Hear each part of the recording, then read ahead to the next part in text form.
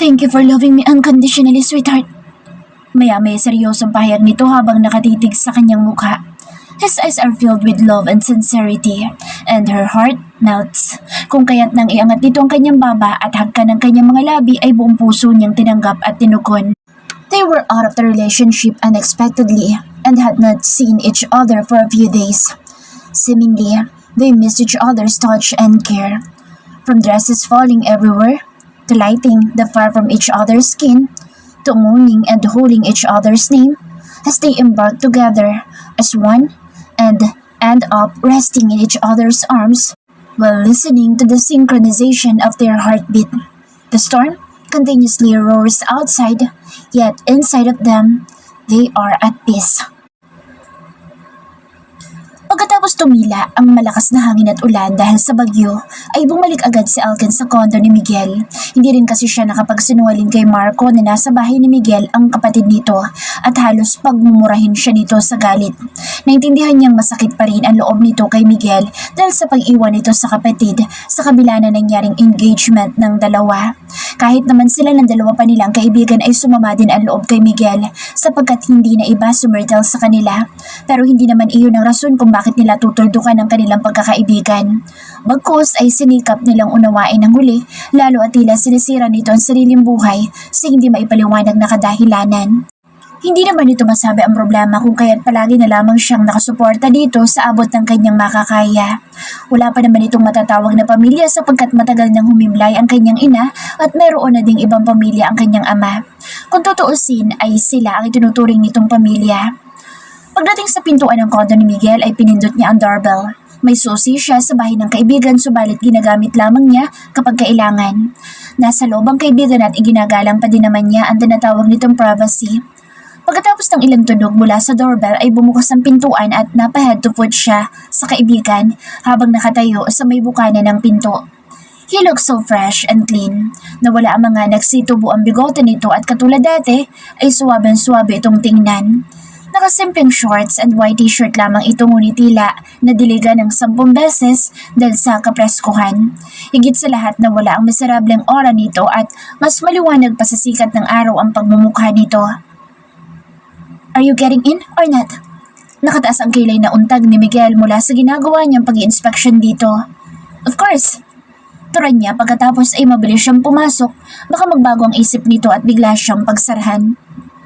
What happened? Hindi niya napigilan turan at nakakunot ang noon tumingin sa kanya ang kaibigan habang magkasunod na tinungo ang sofa sa may sala. I mean, you look great. Parang kahapon lang iniwan kitang lango sa alak ah. Curious niyang pahayag at hindi nakaligtas sa kanyang paningin ng bahagyang pagtawa nito bago umiling. Imbis na sagutin siya na binata, itinuro rito ang sofa upang makaupo. Where's Myrtle? Tanong niya dito nang hindi makita sa paligid ang dalaga. I'm here, Ginoong Alkins. Mula sa pintuan ng kitchen ay nakangiting lumabas si Myrtle. Napaka-vibrant ng mga mata at tila na wala ang kalungkutang nakakabit dito since siniwalayan siya ng basta-basta ni Miguel. Lumapit ang dalaga sa kinaroroonan nila upang batiin siya ng warm hug ngunit mabilis ang kamay ni Miguel at sa isang iglap ay nakapulupot na sa bewang ni Myrtle. He was possessively holding Myrtle and in response, she just spotted Miguel's cheek from behind and gazed at him lovingly. From his point of view, Miguel and Myrtle look perfectly together and there is no doubt they are madly in love kahit hindi nila sabihin. Tama-tama ang iyong pagdating, nakaluto na ako at pwede na tayong kumain. Saad pa ni Myrtle sa kanya na sumandaling tinanggal ang paningin kay Miguel. Napatango siya sa dalaga at kasabay nito ang ginawang paghima sa tiyan. Para bigla siyang nagutom sa nakikitang sweetness ng dalawa. Oh, bigla tuloy ako nagutom. Try niya at narinig niya ang bahagyang paghalakhak ni Myrtle. Okay, the food is all set in the table. Tara na, bago pa lumamig ang pagkain. Masayang pahayag ni Myrtle pagkatapos ay nagpatiuna habang hawak-hawak ang isang kamay ni Miguel. Parang bata namang bumuntot ang kaibigan dito at napapangiti naman siyang sumunod sa mga ito. Pagdating sa dining table ay nakaset na nga ang mga pagkain. Kumuha ng additional plates and cutleries si Myrtle para sa kanya bago ito tumabi sa kinuupan ni Miguel at pinangunahan ng pagdarasal. Hindi naman niya nakalimutang once kasama ito sa kainan ay may padasal talagang mangyayari. Lately lamang niya nalaman na isa itong madre. Kaya pala weird ito magsalita at kakaibang kumilos at manamit. Pagkatapos nilang magdasal ay pinagsilbihan naman ito si Miguel. She's really a wife material at hindi niya masisisi ang kaibigan kung na-head over heels siya dito. Bukod sa maganda si Myrtle ay napaka-peaceful ng paligid dahil sa presensya nito. Bagay nga naman silang dalawa, isang bugnuting tao at isang pasensyoso. You're back together. Saad ni Elkins kay Miguel matapos iwanan ng dalaga sa mga gawain sa kitchen at magkaharap na naupo sa may bintana habang pinagmamasdan ng mahinang pagbuhos ng ulan sa labas. Bahagya lamang ang ginawang pagiti ni Miguel at kilala niya ang mga ganitong reaksyon ng kaibigan. Miguel does not need to confirm everything but it is obvious from his eyes and gestures. I'm glad you came back to your senses. Nakangiting turan niya ngunit napabuntong hininga ito ng malalim. I was first to get engaged to Laura para sa kapayapaan ng organisasyon. May wika ni Miguel at agad siyang napalingon dito. Ngunit hindi niya mabasang iniisip ng kaibigan sapagkat blanco ang ekspresyon ng muka habang nakatuon ang mga mata sa labas. Kaya pala bigla ay bumitaw ito sa engagement nila ni Myrtle samantalang obvious namang wala itong pakialam kay Laura. Ano na mangyayari ngayong nagkabalikan na sila ni Myrtle? May kaguluhan na naman ba mangyayari sa kanilang organisasyon? Ayoko mangyayari kay Myrtle ang nangyari sa mommy ko. Pero bro, hindi ko kaya ang malayo sa kanya. Kumpisal ni Miguel kung kaya't mas lalo siyang napatitig dito. Gusto niyang matawa kung kala nagkaroon ito ng love life saka naman naging komplikado. Pero hindi nga biro ang pinagdadaanan nito. Para itong nasa gitna na nag-uumpugang malalaking bato. Of course, we're going to protect her. Sa wakas ay turan niya dito. Miguel needs emotional support at this moment at hindi nga siya nagkamali dahil biglang kumislap ang mga mata nito. Come on, alam nga naman pabayaan ka namin. Ano ba't naging kaibigan mo kami? Turan niya sabay tapik sa balikat nito kung kaya tuluyan na itong napangiti. Ay, nakakabaliw naman pala ang magkaproblema sa love life. Mukhang ito ang pinakaayaw niya mangyari sa kanyang tahimik at masayang buhay. Nakakunot ang noo ni Laura habang binabasa ang mensaheng galing mismo kay Miguel Mondragon. Humihingi ito ng apology sa hindi nila pagkikita at ngayon ay gusto na nito magkita sila at mag-usap. Tumaas ng sobra ang kanyang kilay. Anong akala ng Mondragon na iyon? Basta-basta na lamang siyang pumapayag sa napaka-unprofessional nitong behavior? Pues, manigas siya dahil hindi siya makikipagkita dito. Isa pa, nag-i-enjoy siya sa kanyang buhay. Kahit supla dito si Marco ay pinaglalaanan siya ng oras. Hindi kagaya ng nonchalant na Miguel na iyon. What's with your poker face? Did your parents find out you're missing and scold you? Si Marco, mula sa room at bagong ligo. Stranded sila sa daan noong kasagsagan ng bagyo at ang pinakamalapit nilang masisilungan ay ang townhouse nito. No, just a random message from my inbox and I don't know where it came from. Sad niya at napangiti ito ng bahagya pagkatapos ay umiling. Napangiti din siya sa gesture nito.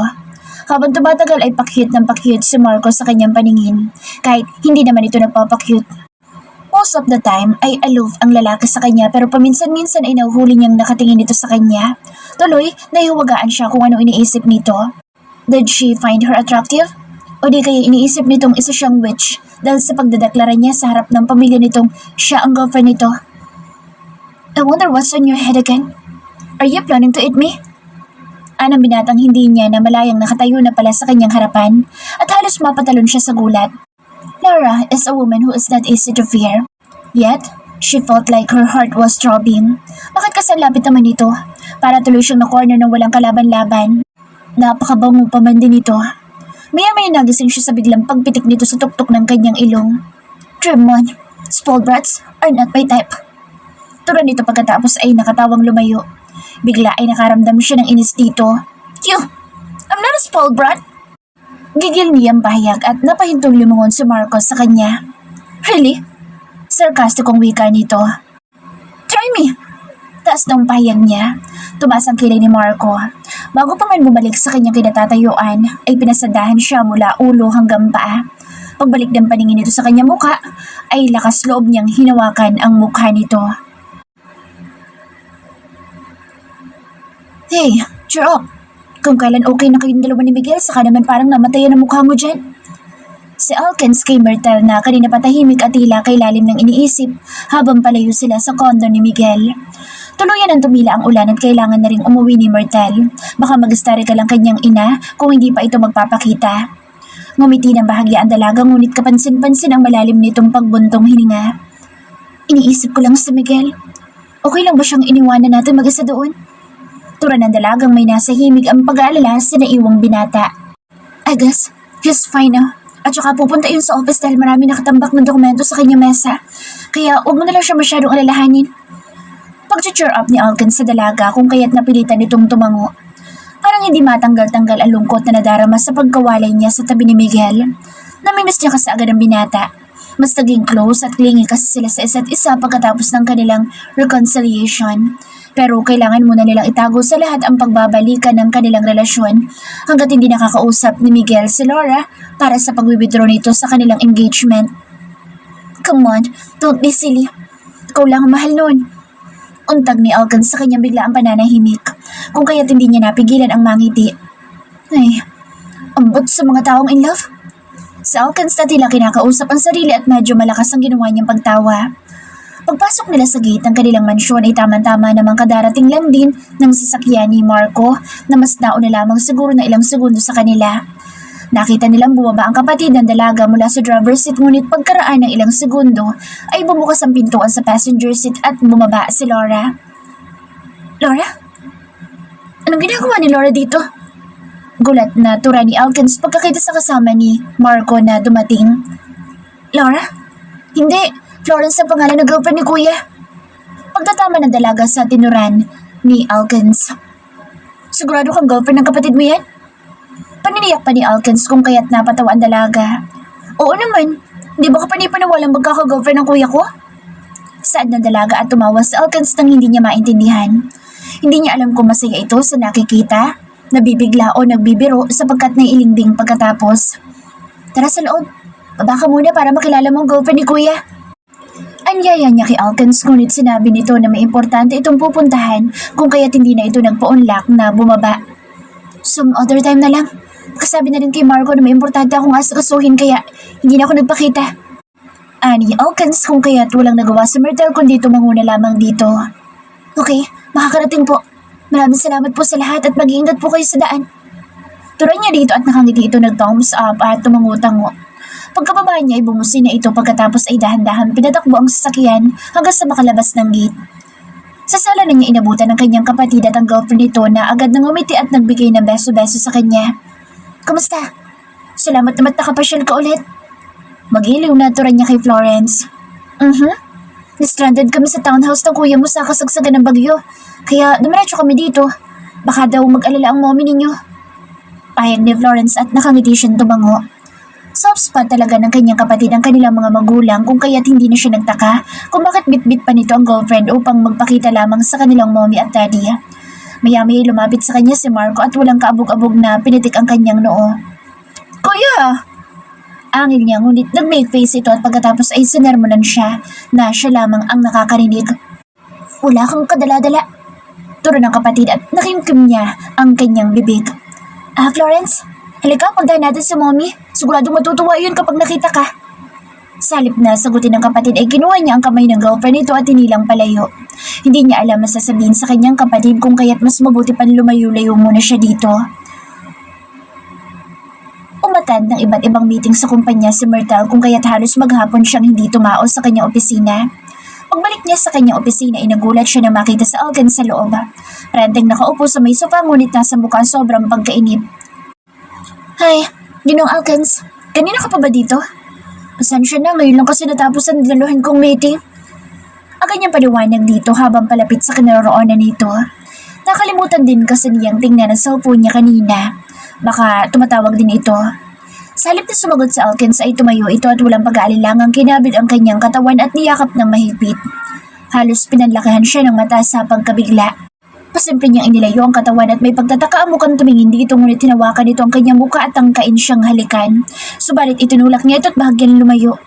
Wait lang po, Ginoong Alkins. May sakit po ba kayo? Parang nawawala po kayo sa katinuan.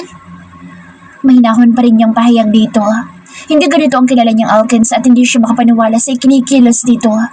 Tumitig ng mariin sa kanya ang lalaki pagkatapos ay unti-unting umiti.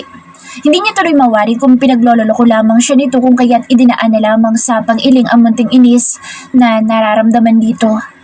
Huwag mo nang uulitin yan na, hindi yan nakakatuwa. Wika niya pagkatapos ay tumalikod upang ayusin ang mga gamit para sa kanyang pag-uwi. Hindi man ito umimik ay pinagpatuloy pa rin niya ang pag-aayos hanggang sa natapos niyang pagpatung-patungin ang mga dokumento sa ibabaw ng kanyang mesa. Nang mag-angat na mukha ay bigla siyang natinggilan sapagkat nasa harapan niya si Miguel. Saglit siyang pumikit, baka pinaglalaroan siya ng kanyang mga mata subalit nandoon pa rin ito habang napakagwapo sa napakalawak nitong pagkakangiti. Agad na kumislap ang kanyang mga mata at sa isang iglap ay nakayakap na siya dito. I miss you more, sweetie. Kala ko ipagpapalit mo na ako kanina. Si Miguel na mas mahigpit ang ginawang pagkakayakap sa kanya habang pinupog ng halik ang kanyang ulo.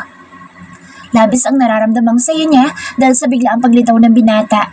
Subalit nakurot niya ito sa tangiliran sa pag-aakalang nawawala ng katinuan si Alkins kanina. Tinakot mo ko dun na. Kunway galit niyang turan dito ngunit ngumiti lamang ang binata pagkatapos ay hinalikan siya sa noo. At least, I know na ako lang ang gusto mo. Wika ng binata at hindi niya napigilang itaas ang kilay habang tumingala dito. Mukhang tuwan-tuwa ang binata sapagkat pinagalaw-galaw pa nito ang dalawang kilay nito. Habang nagsasayaw ang mga matang nakatingin sa kanya. Pinangunutan niya ito sapagkat kakaiba ang kislap ng mga mata nito. Ngunit bigla nitong pinagtagpo ang kanilang mga labi at ginawaran siya ng walang kasintamis na halik. I love you, sweetheart. And I miss you every second. Buong pagmamahal na tura ni Miguel pagkatapos nitong pakawalan ang kanyang mga labi. I love you too, Miguel Mondragon. Masayang tura niya dito pagkatapos ay yumakap ng mahigpit sa binata. Akala ko ba hindi tayo magkikita ngayon? Maya-maya saan niya dito? May balak ang binatang tapusin na lahat ng nakabinbin sa kanyang desk at pinakausapan siyang diretso muna siya sa bahay nila ngayon. Hindi ka sumasagot sa mga tawag ko kaya nag-alala ako. Baka nakalimutan mo na ako. Anang binata at hindi niya ito napigilang hampasin sa dibdib. Loko-loko, di ba sabi ko sa'yo kanina na may dadaluhan ako mga meeting? Ginamit mo pa talaga mukha ni Alkins? Malambing niyan turan sa binata at tumawa lamang ito. Can you blame me? Sa nabis kita at gusto ko tang makita agad eh. Wika ng binata at hindi maitago ni Myrtle ang kiligin. Oo na nga, maupo ka muna dyan at ililigpit ko lang ang mga ito. Sadya sa binata sabay turo sa may upuan at tumango naman ito. Oh, may invitation pala si Florence for dinner. Kala ko hindi tayo magkikita ngayon kaya umuo ko. Mula sa ginagawa ay bigla niyang naalala ang imbitasyon ng girlfriend ng kanyang kapatid. Florence? Nakakunot noon namang pahayag ng binata. Yung girlfriend ni Kuya? May reservation daw siya sa isang sikat na resto. Sad niya at mas lalong kumunot ang noo ng binata. Girlfriend? Kailan pa nagka-girlfriend ng kapatid mo? Hindi makapaniwalang pahayag ng binata at natawa siya dito. Grabe ka naman sa kapatid ko. May girlfriend naman yun. Ubod nga ng ganda at bait. Pagmamalaki niya sa girlfriend ng kapatid ngunit tila hindi pa rin makapaniwala si Miguel na may nobya na ang kaibigang si Marco. Mataas kaya ang standard ni Marco sa babae at hindi lang kung sino-sino ang nakakalantari sa kaibigan niya iyon. Mas snob pa nga sa mga babae si Marco kaysa sa kanya. Sumama ka nila para makilala mo din siya. Suggestion niya. Tapos nandun ang kuya mo and throughout the dinner ay titingnan niya ako ng masama. Anang binata at natawa siya sa pahayag nito. Di isuot mo ulit ang mukha ni Ginoong Alkins. As if hindi namin kilalang sa isa. Anang binata at napasimangot pa rin siya kahit naintindihan niya ang point dito. Naka-oo na siya kay Florence pero ayaw naman niyang iwanan ng basta-basta ang binata. Nag-effort pa naman ito para lamang makita siya. Decline ko na lang. Sasabihin ko na lang na may emergency dito sa office. Biglang turan niya at naitaas ni Miguel ang kanyang kilay. Paano ka, Aber? Ayoko namang iwanan ka. Turan niya sa reaksyon ng binata at napangiti ito. Pagkatapos ay lumapit sa kanya. Itinungkod nito ang kamay sa mesa at pagkatapos ay itinapat ang muka sa kanyang muka upang magka-level ang kanilang mga mata. I just wanna see you. That's why I am here. You don't have to cancel your prior engagement, okay? Anang binata at napatitig lamang siya dito. Si Miguel ang pinakamagandang lalaki sa kanyang paningin at hindi siya magsasawang pakatitigan ito, lalo na sa malapitan. Stop staring at me like that, sweetheart. I have zero tolerance when it comes to craving you. Bulong ng binata, malapit sa kanyang tenga at agad siyang natauhan. Ha?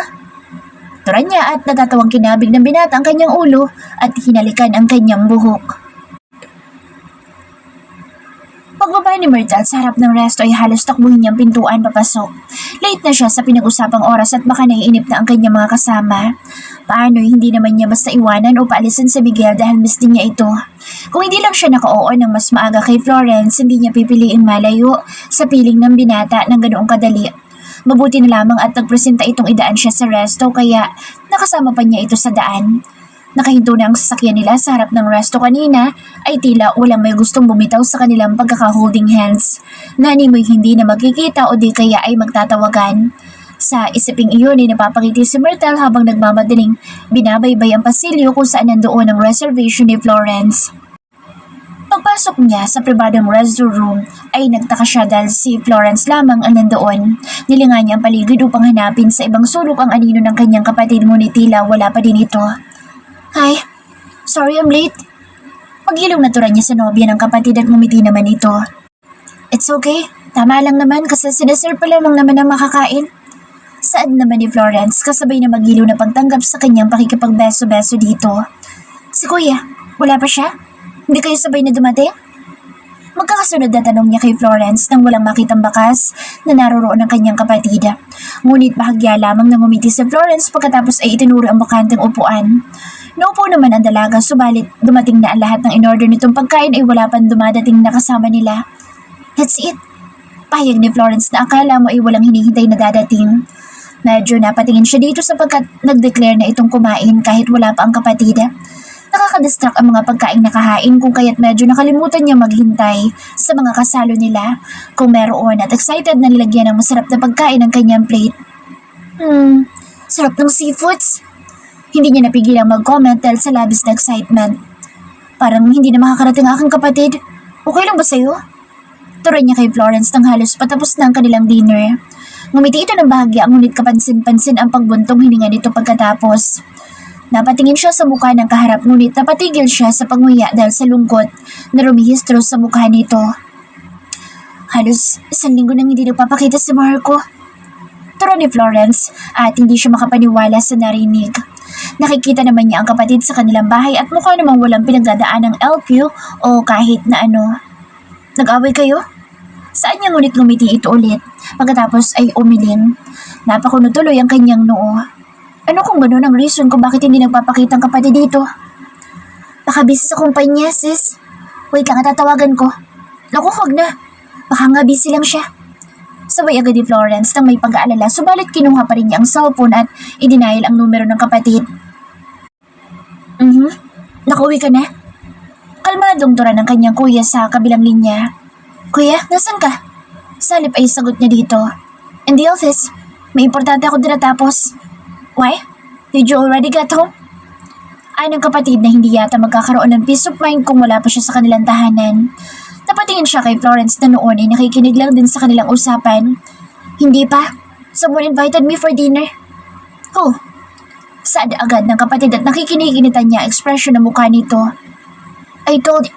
Gosh, I'm off. Nanenermon ka na naman? Pagkakat niya agad sa panenermon ng kapatid. Where are you? I'll get you there. Biglang pahayag ni Marco at nalaki agad ang mata niyang tumingin kay Florence. Sa resto lang. Kung pwede pakabilisan. Patapos na kasi kami. Please? Paglalambing niya sa kapatid at natutup niya ang bibig niyang marinig ang mahinang pagmumura ng kapatid. Kuya, that's bad. Saway niya dito. Shut up. Diyan ka lang. I'm coming. Salip ay tura ng kanyang kapatid bago ito nawala sa ere. He's coming. Nakangiting turan niya kay Florence pagkatapos. Rumihistro ang pagkabahala sa mukha nito ngunit halata ding excited na pupunta doon ang kapatid. Hindi niya alam na akong kasama mo. Ani Florence at umiling siya. No? Kaya kailangan makalayas na ako dito para ikaw na lang bahala sa kanya. Nakatawang turan niya habang nagsasend ng message kay Miguel. Nang matapos ay agad niyang kinuha ang bag at tumayo. Wait lang naman, sino susundo sa'yo? Si Florence na tila kinakabahan. Si Ginoong Alkins, nasa paligid lang daw siya. Alkins? Kaibigan ni Kuya. Sige na, bye na, baka any moment nandito na si Kuya. Ikaw na bahala sa kanya ha. Bye. May pagmamadaling turan niya pagkatapos ay mabilis na niyakap at bineso-beso si Florence na wala nang nagawa kundi ang kumuway sa kanya habang papalabas. Paglabas ni Myrtle sa may resto ay saktong may pumaradang sasakyan. Ibinaba ng driver ang bintana pagkatapos ay kumaway sa kanya. Nang mapagsino, iyon ay agad din siyang kumaway at nakangiting lumapit siya dito. Magandang gabi, Ginoong Alkins. Turan niya at nakangiting tumango ito kasabay ng pagbukas ng lock ng pintuan ng sasakyan. Hopen, saan dito nang tuluyang bumukas ang pintuan ng sasakyan. Bagya siyang yumuko dito pagkatapos ay naupo siya sa tabi nito.